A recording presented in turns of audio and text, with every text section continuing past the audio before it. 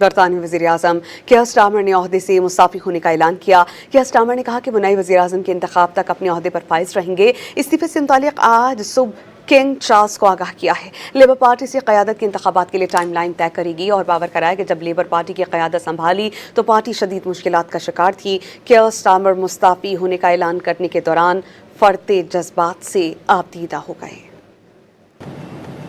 Every decision I've taken has been about putting the country I love first. That is why I will resign as leader of the Labour Party.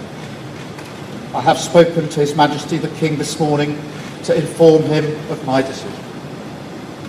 I will ask the National Executive Committee of the Labour Party to set out a timetable with nominations opening on the 9th of July and completed by the summer recess. And when I leave the biggest job in the country, I shall spend more time on the most important job, being the best husband I can to my fantastic wife Vic, who has been a rock by my side through good times and bad.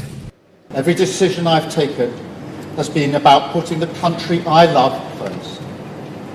That is why I will resign as leader of the Labour Party. I have spoken to His Majesty the King this morning to inform him of my decision.